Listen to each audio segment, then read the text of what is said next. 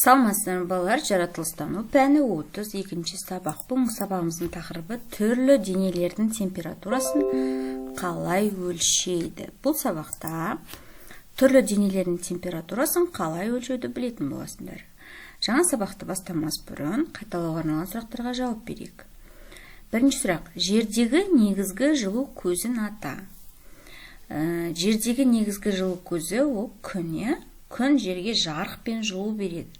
Ғаламшарымыздағы барлық тірі ағзалардың ең бастапқы тіршілік көзі күн болып саналады. Жылу көздері табиғи және жасанды болып екіге бөлінеді. Жасанды жылу көздеріне пеш, радиатор, электрлік плиталарды жатқызамыз. Олар адамның қолынан жасалғандықтан жасанды табиғи көздері болып саналады. Адам денесінің температурасын қалай өлшейді? Адам денесінің температурасын өлшейтін арнайы термометр деген құрал бар, оның ортасында сынап немесе боялған сұйықтық болады. Яғни, адам денесінің температурасын термометрмен өлшейді. Мәтінді түсініп оқы. Бізді түрлі заттар қоршайды. Олардың өз температурасы болады. Температура жоғары және төмен болуы мүмкін. Температураны анықтау үшін арнайы аспап термометр қолданады. Термометрдің құрылысына назар аудар. Ол шыны түтікше мен шкаладан тұрады. Термометр негізінен сынаппен немесе боялған сұйықтықпен толтырылады. Суретке қараймыз. Судың температурасын өлшейтін термометр бірінші суретте, екінші суретте адам денесінің температурасын өлшейтін термометр, үшінші суретте ауа температурасын өлшейтін термометр. Балалар, тәжірибе жасап көріңдер. Арнайы термометрді стакандағы салқын суға салыңдар. Шкала көрсеткен санды атаңдар. Судың температурасы қандай? Стаканға жылы су құйыңдар. Термометрді суға салыңдар. Шкала көрсеткен санды атаңдар. Не өзгерді? Түсіндіріңдер және қорытынды жасаңдар. Температураны Цельсий шкаласы бойынша өлшейді. Цельсий шкаласы бойынша судың қату температурасы 0 Цельсий градусқа, ал қайнау температурасы 100 Цельсий градусқа сәйкес келеді. Екінші тәжірибе: адам денесінің температурасын өлшейтін термометр алыңдар. Өз температураларыңды өлшеңдер. Қандай көрсеткіштер қалыпты деп есептеледі?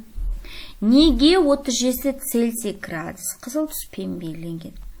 Дені сау адамның дене температурасы тәулік ішінде 35,5 Цельсий градустан 36 градусқа дейін ауытқып отырады. Қорытынды жасаңдар.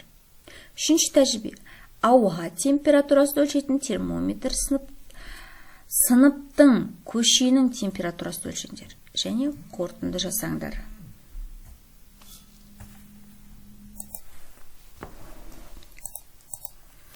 Диаграммада түрлі температуралар берілген. Әр баған ненің температурасына сәйкес келетінін анықтаңдар. Бірінші қарап тұрсақ, бірінші баған қыстағы ауа температурасына сәйкес келеді екен. Екінші баған судың қату температурасы. Үшінші баған шомылатын судың температурасы. Төртінші баған жаздағы ауа температурасы. Бесінші баған адам денесінің қалыпты температурасы. Алтыншы бағанда судың қайнау температурасы екен, плюс 100 Цельсий градус. Балалар, есте сақтаймыз. Температураны Цельсий шкаласы бойынша өлшейді.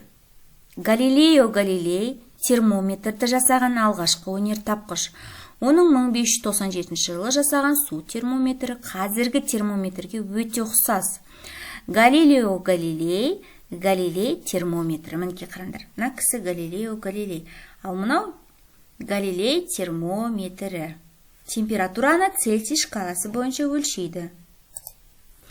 Ал балалар, сабақты қорытындылаймыз, мұқият тыңдаймыз, мына сұрақтарға жауап берейік. Ауа температурасын қандай аспаппен өлшейді? Температураны анықтау үшін арнайы аспап термометр қолданады. Судың температурасын өлшейтін термометрмен сыныптың температурасын өлшеуге бола ма? Жоқ, әрине өлшеуге болмайды. Судың температурасын өлшейтін термометрде 0-ден төмен өлшемдер болмайды, себебі судың қату температурасы 0 градусқа тең. Неліктен жоғары температура адам өмірі үшін қауіпті?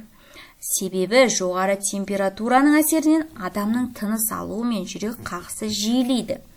Адамға ауа жетпей кетеді. Жоғары температураның кесірінен адам бойында қанның айналуы бәсеңдеп, миға қан аз барады. Сол себептен жоғары температура адам өмірі үшін қауіпті болып есептеледі. Ал балалар, осымен сабағымыз аяқталды. Алдағы сабақтарымызды жіберіп алмас үшін арнамызға тіркеліп, лайк басуды ұмытпаңдар.